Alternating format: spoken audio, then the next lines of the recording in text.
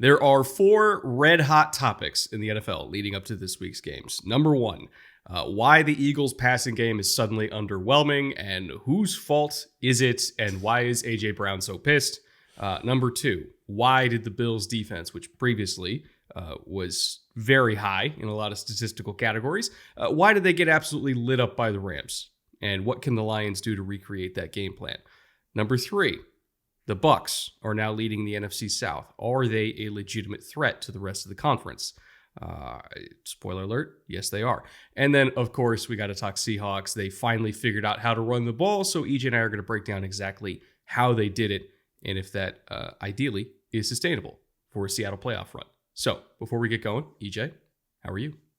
Good. This feels like our own little holiday meal. We have 4 dishes that we are going to pull apart, spread over the whole table, and enjoy for the rest of the podcast, and that feels good. Before we get going, 2 things. I didn't ask you before this. Are you drinking for this one?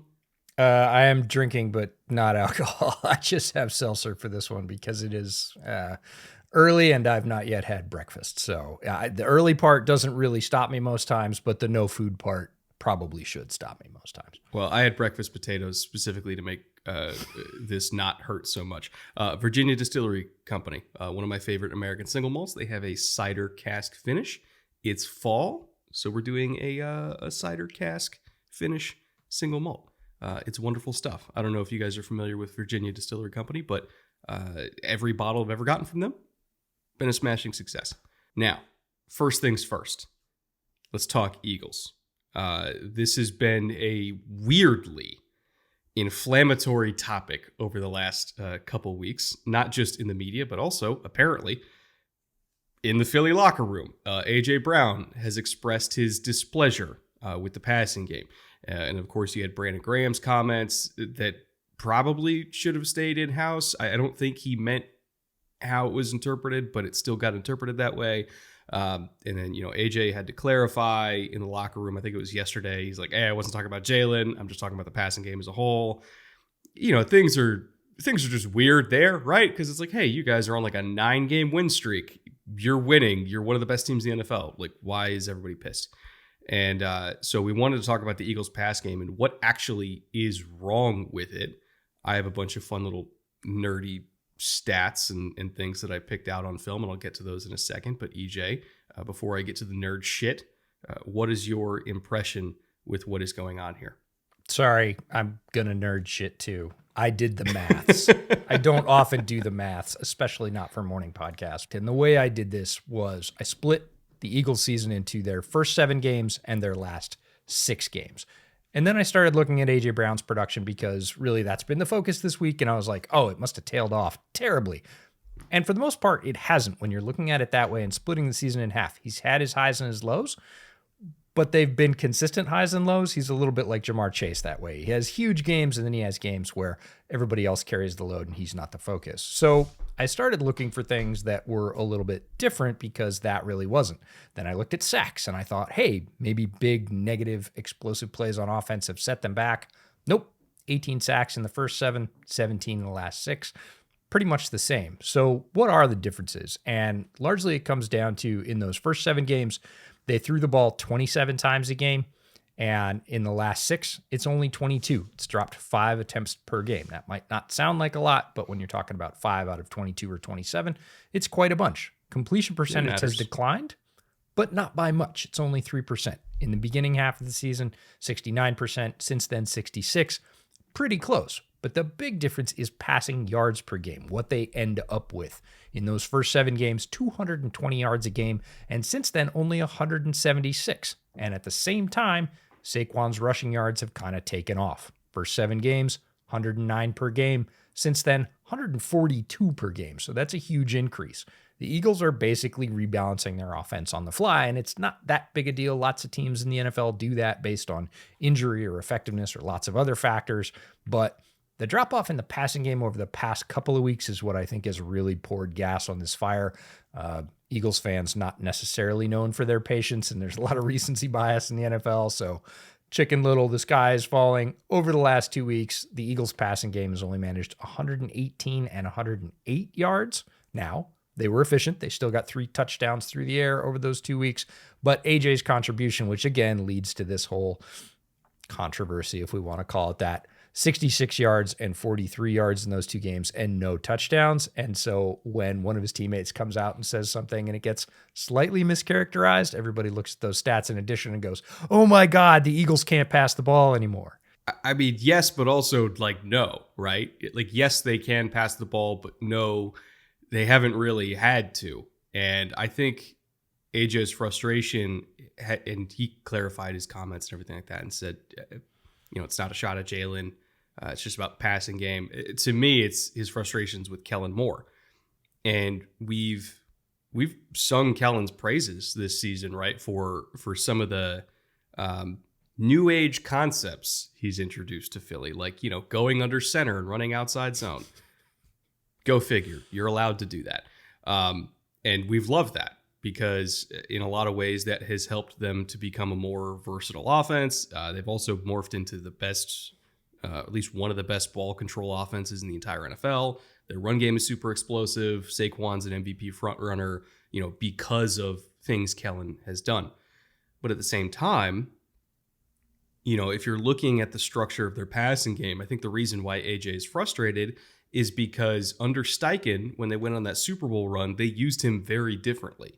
And his most effective route for most of his career has been the go route, right? Because he's big, he's fast, he's physical. He can just, run down the boundary and posterize people.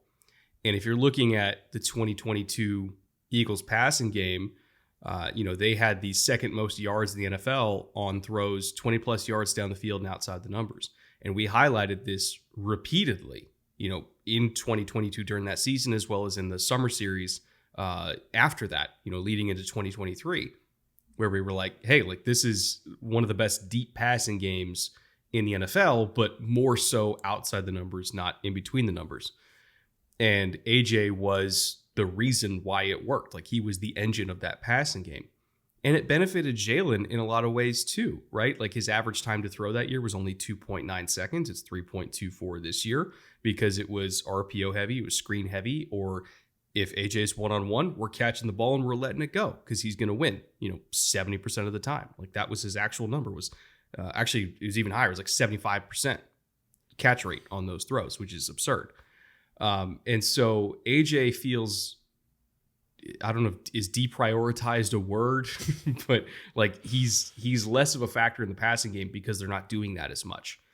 In that 2022 season, if you're looking at his total route share, 7.4 go routes per game was what he ran, which is a lot. It's like almost a quarter of his routes were go routes.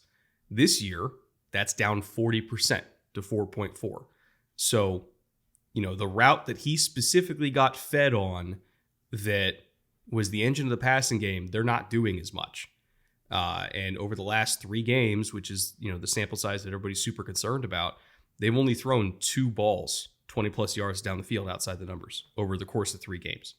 They threw 40 go, or at least they're on pace to throw 40 go balls this year. They threw 54 in 2022. That's a big increase, right? So I think AJ's frustrated with Kellen because Kellen is not using him to do the thing that he historically has dominated at. But at the same time, it's like you've also won 9 straight games and your offense is really good. So like, I don't know, maybe don't complain that much because you're winning. Like it'd be one thing if you were losing and it's because they're not using you that way, but you're still winning. So on one hand, like I understand why AJ's frustrated. On the other hand, I'm like, I don't know, there's not really a whole lot of room to complain, but like I think this passing game has, I want to be careful what I say here because I think overall Kellen's done a good job.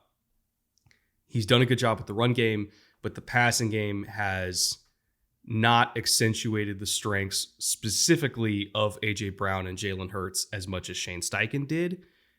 And I think just that is what is ruffling those feathers.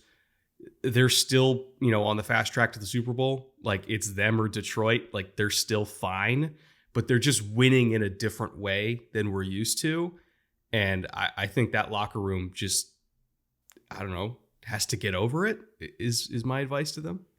Not much to get over when you're winning that many games, but this particular facet of the offense, not the offense in total, and certainly not the team success. I look at A.J. Brown and this reduction in his role, and it feels a little bit like late Pete Carroll, DK Metcalf usage, where they would just forget all the time. They would just forget that he was on the field, and they would take like 2 shots to him late when they were down. And the numbers you were talking about for AJ, they were basically, it was at 7 deep shots a game. That's almost 2 a quarter. It's now down to 1 a quarter. And then over the last 3 games, it's been 2 total. So it kind of just feels like that valve's getting closed off. And yeah, that would be super frustrating if that's your big contribution to the game. And it's still AJ's, to be clear. His average yards per catch are much higher than Devonta Smith. They use those guys in very specific ways. And when you basically say, we're just going to do the thing we do with you less, it's got to feel a little bit personal. But overall, the Eagles are in really good shape. They're one of the power teams in the NFC. The record is really good, and they're still rolling. So, yeah, maybe don't rock the boat quite so much. Before we get to the Bucs, which is one of the other NFC teams that the Eagles are going to have to go through, and the Bucs are a thorn in the side of the NFC elite, to say the least. I do want to thank Underdog Fantasy for making this show possible, as well as every show we've done this season and every show we will be doing during draft season. Earlier this week, we did a look at the strengths and weaknesses of the 2024 or 2025. God, time flies. 2025 draft class. And Underdog's been there every step of the way. So if you're one to play pick'ems every single game day, whether it's NFL game day or NBA or any other sport, we have new customer free picks for your pick'ems. If you want to, dip your toe in the water and see how you like it. Giannis is your free pick on Saturday, because I think this is probably going live by Saturday if I had to guess. And then Jordan Love on Sunday. This is definitely going live after Thursday, which is where the Brock Purdy free pick is. But again, there's free picks basically every single day. So it doesn't matter when you're joining Underdog, there's going to be a special for you. Again, you can find that at the link in the description below or at the QR code on the screen. Use promo code BOOTLEG, and you'll also get up to $1,000 in deposit bonuses as well, in addition to those free picks for your pick'em. So thank you once again to Underdog for sponsoring today's show. And with that, let's talk about the Buccaneers, who just refused to die, EJ. In the summer series, I picked them to win the NFC South. It looked great for a little bit, and then it looked terrible because they got banged up, and then all of a sudden Atlanta collapsed, and now the Bucs are back in the driver's seat. If they win this week, they have an 87% chance to make the playoffs, likely, of course, as the NFC South winner. So the real question is less, will they make it at this point? And more so, if they make it, are they a legitimate threat to, of course, the top of the NFC, which is the Eagles and most of the NFC North? And the question, as it is with many teams this time of year, is health. Because healthy, this Bucs team is extremely dangerous. In their current state, which is not very healthy, it just feels like they're probably going to run out of horsepower when they run into another NFC powerhouse that is basically more healthy, has more of their stars on the field. So why is this Bucs team so difficult to deal with? Baker can slice you up for 350 on any given day. It's not going to be every day, but he can do that when he gets hot, keeps drives alive with his feet. He's incredibly tough and tenacious as a football player, and that just sort of means the Bucs are never out of it. If they're down by 2 scores, you don't turn it off because Baker's got that ability. Irving, White, and Tucker is a really nice 3-pack in the backfield that they have been working, I would say, almost to perfection this year. Irving has really come on. That's surprised some people. Didn't surprise me very much. Rachaad White's been in there getting the receiving and relief options. And then Sean Tucker, when either one of those has been banged up, has come in and given them some really hard carries as well. So Otten is another piece that has really developed. Again, if you don't watch Bucs football or you really don't care about tight end play, Cade Otten might not be a name that's familiar to you. He had a good rookie season with some flashes, and he's really developed a very nice all-around game and a great relationship with Baker, and Baker goes to him in big spots. And if we're talking about quarterbacks in the playoffs that go to their tight ends in big spots, yeah, you've heard that one before. It's a very useful thing for a team to have, to just get those have-to-have first downs. Mike Evans is as solid as veteran receivers get. The defense led by I want to say immortal at this point, Levante David, because he just keeps on ticking. He's the Energizer Bunny.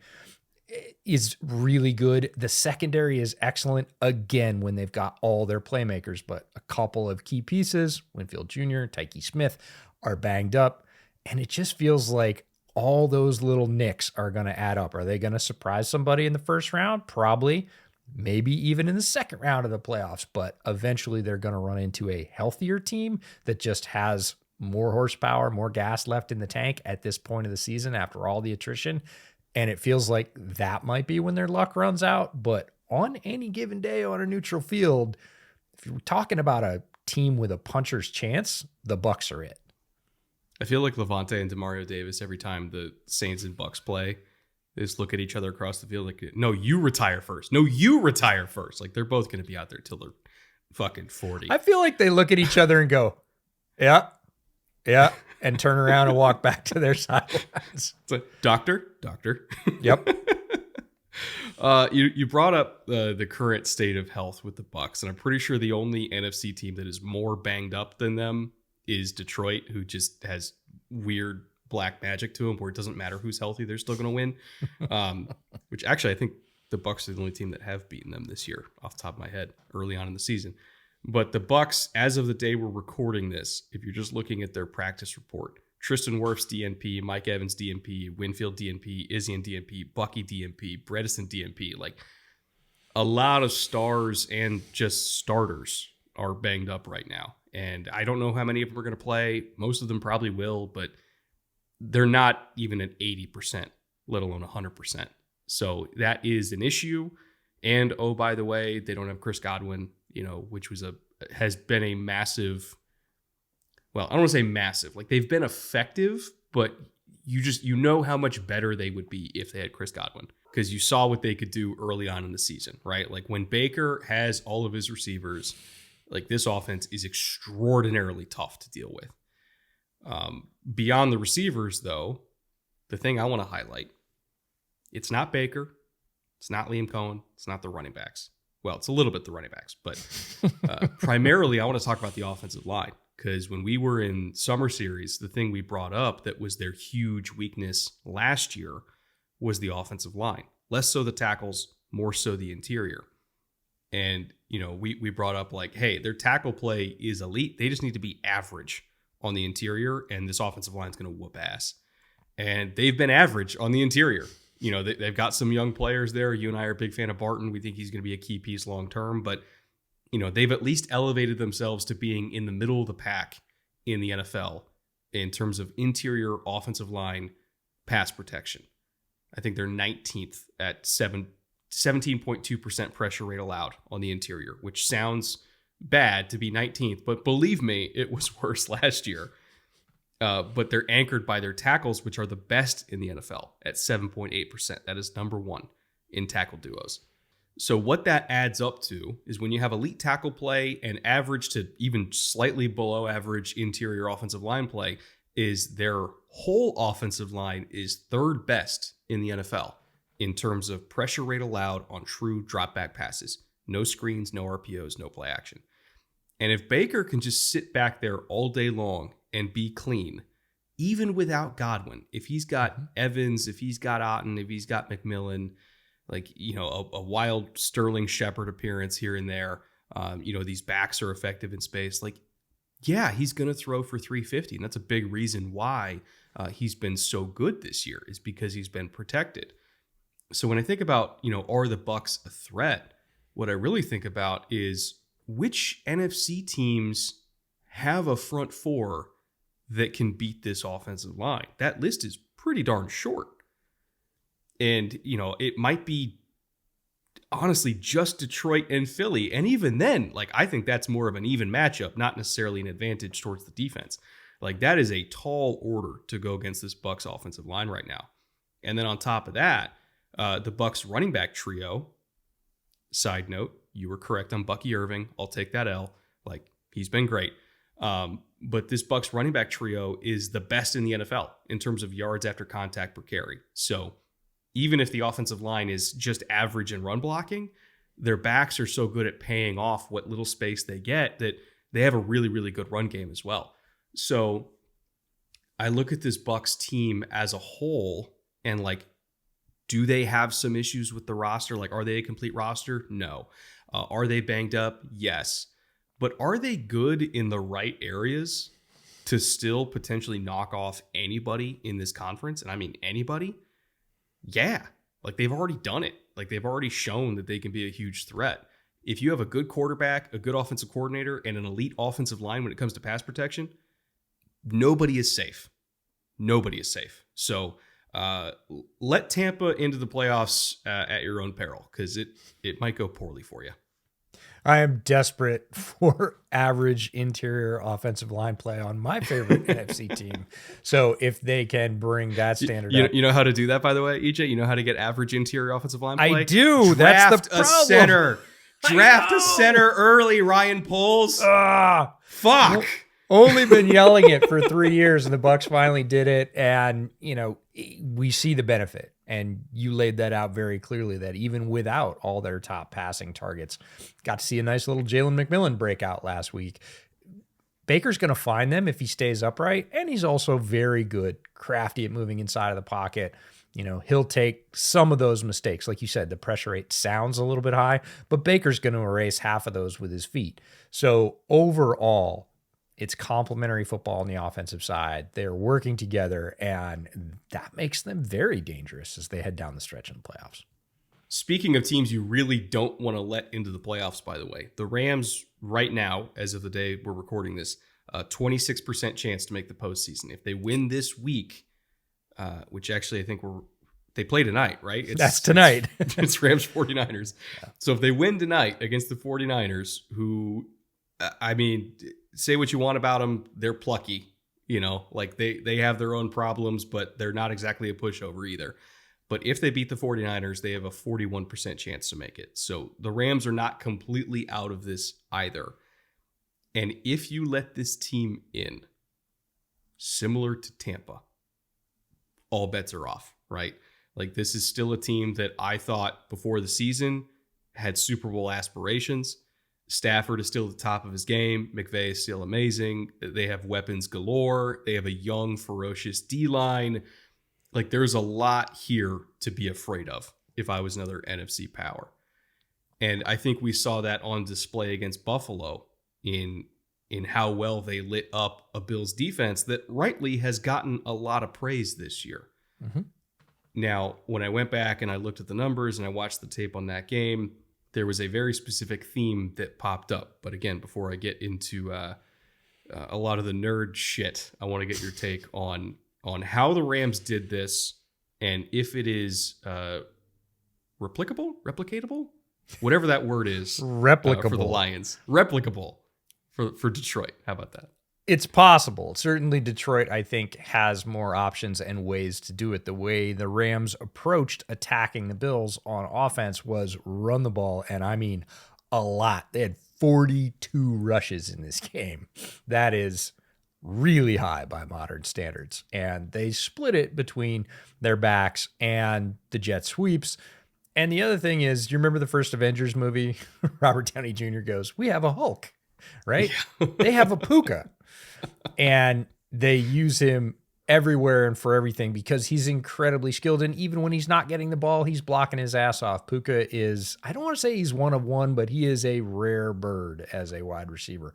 12 for 162 and a touchdown in this one, plus the 5 rushes I mentioned, which weren't incredibly productive yards-wise, but they had to prepare for him, and they had to bring him down. With the ball in his hands, he is a threat because he is physical and he will run through smaller corners.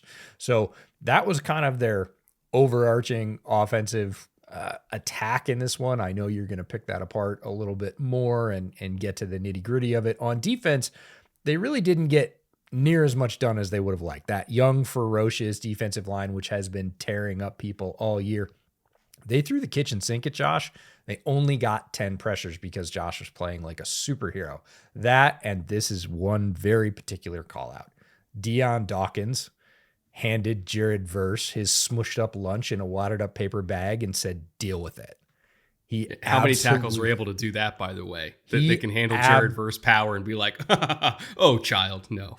And that's the other thing is he did it one-on-one. He had very few chips, very little help. They basically said, Dion, he's yours. He's real good. Go deal with him. And Dion said, no problem. Got it. And to your point, very few tackles in the NFL can do that one-on-one. And he did it with a beautiful variety of approaches. If you are a fan of offensive line play, go watch this tape. Go watch how Dion played Jared Verse. Jared Verse is going to learn some things. This is not a shot at Jared Verse. He has had an exceptional season and overpowered some very capable tackles.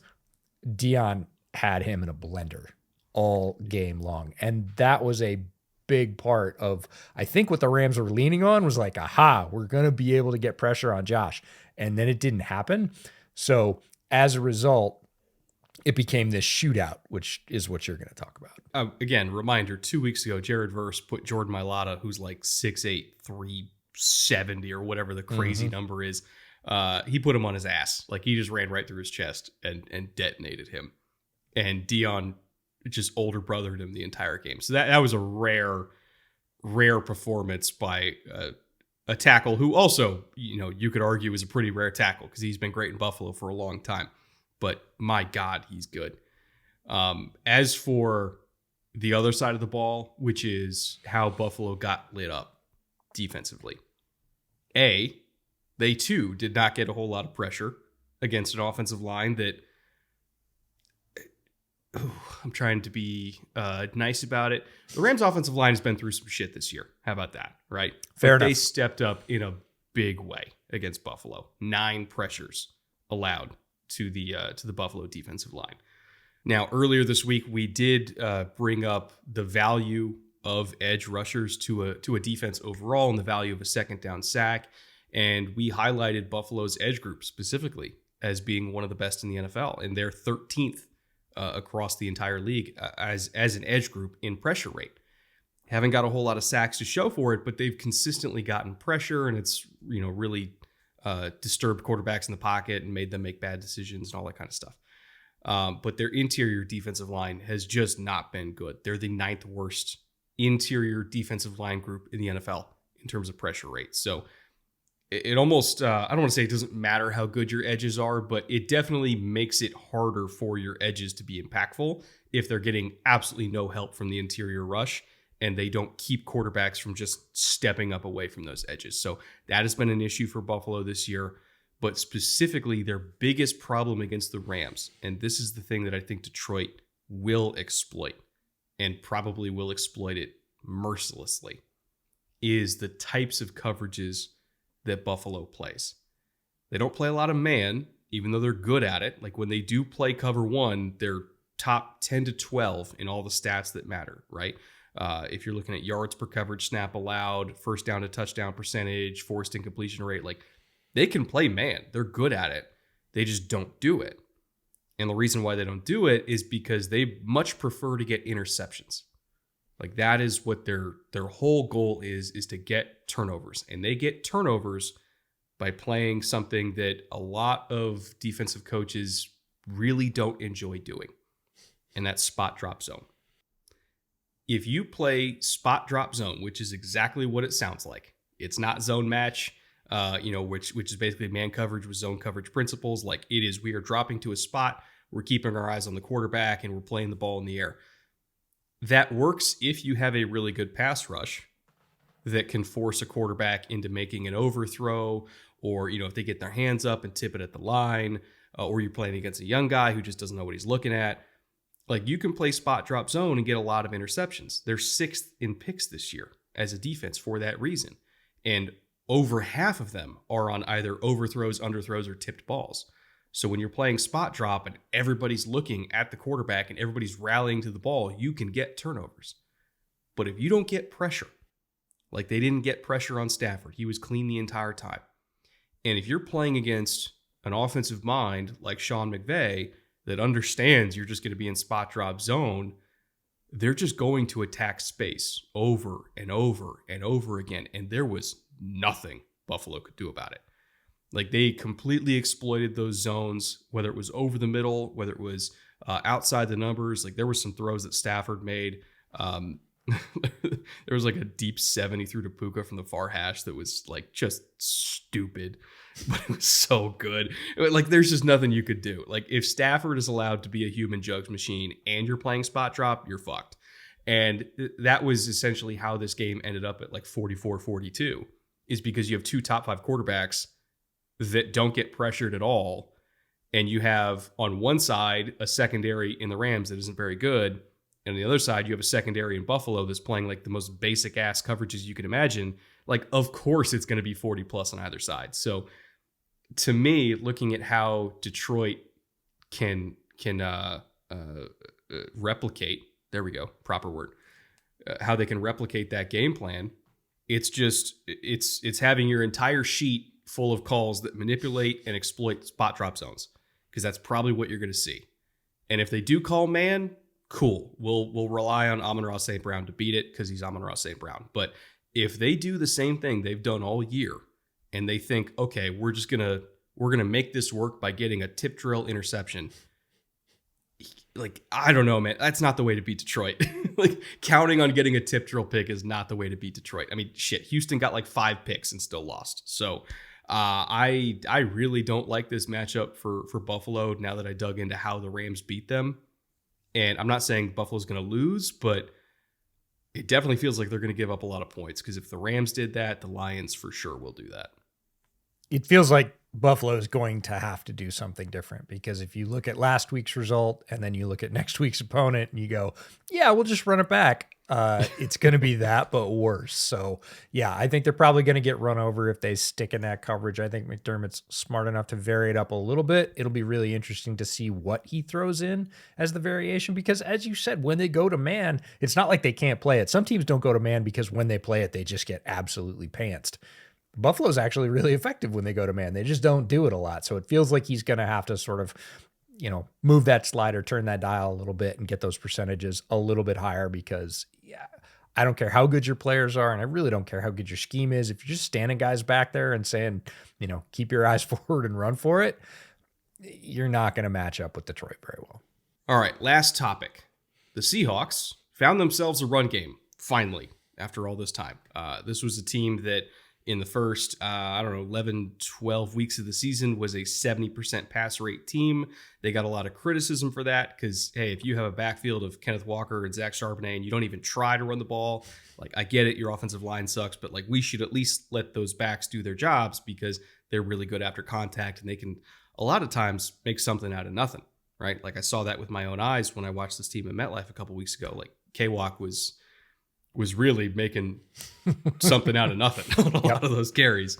And, we've kind of seen the Seahawks offense slowly lean more and more into the run game, as much as Ryan Grubb ever would, as time has gone on. And it culminated in the Arizona game last week, where I think we finally saw what we've really been hoping to see this entire year. And it just took until week 14. It's really interesting that Charbonnet was a huge piece of that, because Kenneth Walker's such a good player and such a huge focus of Seattle's offense, and had some success, as you mentioned, versus the Jets. Versus the Jets, they ended up with 84 yards, but they only ran it 23 times. So that's still 3.65 per. And that's not incredible. But then they explode against the Cardinals. 176 on 31 carries, 5.6, almost 5.7 per carry. And Zach Charbonnet over those 2 weeks now, against the Jets, he didn't have very many carries, but he had almost all of them against the Cards. He's averaging 6.2 yards per carry over the last 2 weeks, which is a stark contrast to what they were able to put up in the beginning of the season. We loved the Charbonnet pick at the time. We got to see him in practice at UCLA when he was coming out. We thought he was a very good pick. I know a lot of Seattle fans were up in arms when they picked Zach Charbonnet because they picked him so high, and we were like, he's really good. Just wait till he gets a chance. Well, he gets his chance against the Cardinals, and he absolutely tears off a huge chunk. Packers are going to be a test for them, though, because their rush defense is 9th best based on yardage allowed, 9th best on stuff percentage, 10th best on EPA per rush allowed, and 13th best on lowest number of explosive runs allowed. So basically, it's a top 10 rush defense pretty much across the board. And that's going to challenge this Seattle offensive line. We're going to see how good they've actually gotten and how committed, more importantly, Ryan Grubb is to sticking with it when they're getting stuffed for 2 and 3 yards a carry, because that is going to happen against the Packers. But I'm with you. They should probably stick with it because both of those players, Kenneth Walker and Zach Charbonnet, very, very talented. And we even saw a little bit of McIntosh sprinkled in there. Huge cheer. Every time he gets the ball, by the way, I think of you. I'm like, EJ's so pumped. Kenny McIntosh is in the game. It's so funny. I was eating lunch by myself during the second half of the Seahawks game at a very pro Seahawks bar. Bar was packed. It was 98% Seahawks fans. I don't think any Cardinals fans wandered in there. And there's a huge cheer for Run. And I look up and I was like, oh, would you look at that? And everybody's like, who is that? One guy at the bar is like, that's Kenny McIntosh, Alabama. Just about choked on my sandwich. It was hilarious. But and then did you correct him and say, no, Georgia, idiot? I didn't, because, that's a good way to get in a fight at a bar. Anyways, it cracked me up. Seahawks, not quite the trio in the backfield we talked about with the Bucs earlier on in the podcast, but the fact that this run game has come alive at this point in the year, and that Grubb, to your point, is trying it more often just to keep defenses off balance a little bit more. Because look, if you go into a game as a defense and the opposing offense is going to chuck it up, 3 out of every 4 times, your game plan is pretty straightforward. We're going to try and collapse the pocket, hit the quarterback, and make it a very long day for them, because we basically know they're not going to come back and punch us in the mouth with the run game. Now that you've got a little bit of this, especially the way that they've accomplished it, it's really good news for the Seahawks at just the right time of the season. The part of this I want to zoom in on is how Ryan Grubb did his best to take his own offensive line out of the equation, right? He's like, hey, we can't really run against 8-man boxes. Like, we don't have the ability to just line up and move people off the ball, at least not as much as we want to. So how can I scheme a numbers advantage in the run game? How can I scheme space? Like, how can I make Zach Charbonnet's life as easy as possible? And I'm not going to say that Arizona has the best front seven ever, but Seahawks offensive line, it might be the worst in the NFL. So, I don't know. Seems like a pretty even matchup there. And so Grubb was like, all right, how can I use scheme to help us out here? And if you're looking at Charbonnet's runs, he got 3 explosives off of roughly the same concept, but it was run 3 different ways. And that was an RPO, and it was a bubble counter RPO. And I sent this off to Dan Casey because I was like, oh, have you watched this yet? Like, Grubb was kind of in his bag in terms of run game design here. And how it worked is you have a counter. So it's a GT counter run. And that is the give read if the defense would overplay the bubble, right? So if they gave even numbers of defenders, 3-on-3 against the bubble, like, okay, we're just going to throw the bubble to JSN. And the Cardinals were terrified of the screen game because JSN lit them up last time in the screen game. So it's like, hey, if they give us 3-on-3, we'll throw the bubble. That'll just be an extension of the run game. But if they go 4-over-3, or in some cases 5-over-3, we're just going to hand it off because we have a numbers advantage on counter. We'll kick out the front side edge. Charbonnet is going to follow the guard. And it's going to be very hard for them to fit the run with those numbers, especially against a big back like Charbonnet. And, that was how he popped his big touchdown run, was on that play. But they ran it several times in that game and popped 3 explosives on it. And I really, really loved the design from Grubb because he did it in multiple ways. Like, sometimes he did it back away. Sometimes he did it to the back. There was one where he ran it off an orbit motion where it's like, okay, same concept, but just window dressing. And, Gino would just peek at it and he would read the numbers and he would do what the numbers told him to. And then he would hand it off and get a free first down. Right. It was like, you ever seen Vegas Vacation? Yeah. Yeah. Put $1 in and got a car. Put $1 in and got a car. Put $1 in and got a car. Yeah. Handed it off, got a first down. Handed it off, got a first down. Like that was literally what it was the entire game. So props to Ryan Grubb. Not just for running the ball, but for running the ball in a way that actually works with a bad offensive line. I don't know if it's going to work against Green Bay because Green Bay is way better up front, but can't hurt to try. And try in creative ways. And I love that because there are going to be times when you are going to be matched up against somebody on paper and then eventually on the field that is just superior. They are good at shutting down what you are trying to do. So trying to do it another way, make it look different.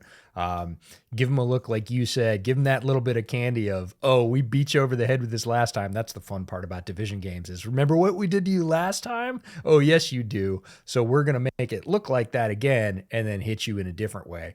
And I really appreciated the creativity and honestly the effectiveness because, look, the NFL is a does-it-work league. And like you said, Ryan Grubb put the dollar in, got his explosive play and went, guess what? I got a whole pocket full of dollars. Let's go.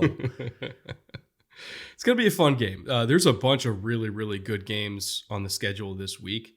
Obviously, Bucs Chargers. We didn't even touch on the Chargers, but they'll have their day in the sun because they're probably going to be in the playoffs. So trust me, we'll talk about them. Steelers, Eagles. We have so many words we could say about Pittsburgh at this point, but we'll probably save those for another time. I really want to see just like how this passing game does against the Steelers defense. Packers, Hawks is going to be great. Bills, Lions is going to be probably a scoring fest. Colts, Broncos, we didn't mention at all, but believe me, we will talk about the ramifications of that game because that one very well could determine a playoff spot. Like if Indy wins that game, I don't want to say they're sitting pretty, but they're looking pretty decent for actually being able to play in January, which if you told me that a month ago, I would have laughed in your face, but here they are. You've also got some games that have massive implications on the draft order. Wink, wink, Giants, Ravens. Of course, you have also Titans, Bengals, who are two top 11 teams in the order right now. So it's going to be a fun Sunday/Monday around the NFL. Make sure to come back next week because we're going to talk about maybe not all of it, but the stuff that interests us the most. If you have a particular topic you want us to hit next week, of course, leave that down in the comments below. I want to thank all of our executive producers for Bootleg Football, Fitzy, Andrew, Connor, Eichen, Liam, and Mike. Couldn't do this without you guys once again. EJ, any final words? Yeah, I have the perfect crossover this week. So What's it's that? a shot to Homage, who treats us exceptionally well throughout the entire year. But around the holidays, they do spoil us. And it's the holidays, and it's also draft season. So we have to have like holiday rankings. So they sent me the ultimate holiday shirt. So basically, we've got Santa and Rudolph and traits.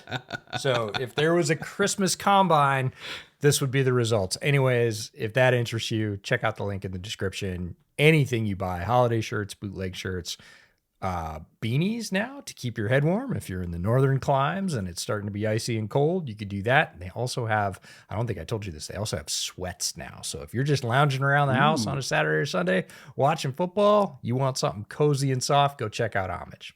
I'm going to have to get those for Nikki because she freaks out anytime I put the thermostat like under 72. So instead of getting her iron pills like I probably should, I'll just get her sweats. Sure, that'll work. She came home yesterday and it was like 69. She's like, what the fuck is this? I'm like, hey, it's a light the sweat box fire, in here. Coleman. Light the fire. All right. Thank you guys for watching and listening. However you happen to be watching and listening, we really appreciate you guys sticking around for this long. Definitely feeds the algorithm gods. We'll see you next week. Let us know what you want us to talk about. And until then, see you later.